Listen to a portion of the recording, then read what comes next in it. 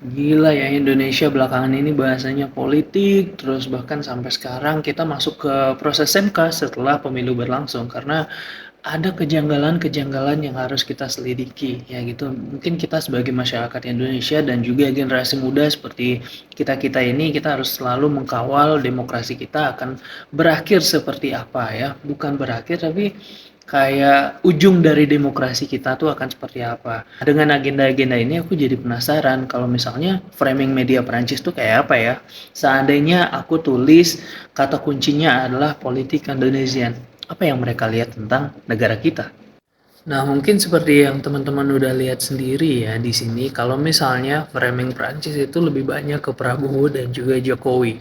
Nah, sebenarnya di bawah-bawahnya ini masih ada banyak, tapi tetap aja tentang Prabowo, tentang Jokowi, tentang putranya gitu. Jadi kelihatan bahwa framing negara ini bagaimana Prancis melihat negara kita tuh kayak sesuatu yang bisa dibilang kinship ya, kinship politiknya itu cukup tinggi gitu, bahwa ada hubungan darah yang cukup mempengaruhi bagaimana pemilu itu bisa berlangsung. Tapi ya ini opini aku aja, kalau misalnya kalian ada opini yang lain silakan aja ya. Jadi misalnya nih dari Asialis dia bilang presidential en Indonesia le favori Prabowo une menace pour la démocratie.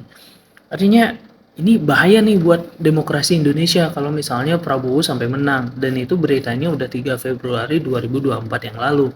Artinya udah 11 hari sebelum pemilu berlangsung ya.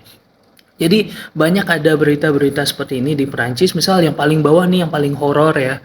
On Indonesia, un criminal de guerre au port du pouvoir. Jadi di Indonesia ada seorang kriminal perang yang ada di ujung pintu kekuasaan. Jadi ya udah dia kayak udah pasti menang dan dia mungkin merusak demokrasi yang ada di Indonesia itu sendiri. Nah, mungkin gimana ya?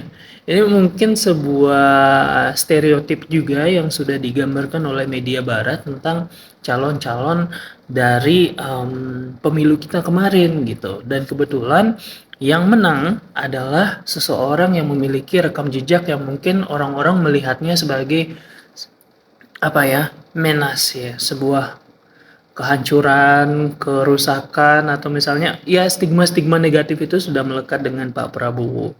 Nah, mungkin ini yang membuat wacana atau framing yang dilakukan oleh media barat menjadi lebih banyak menghasilkan stigma negatif daripada kabar-kabar positif dari proses seleksi yang sudah berlangsung.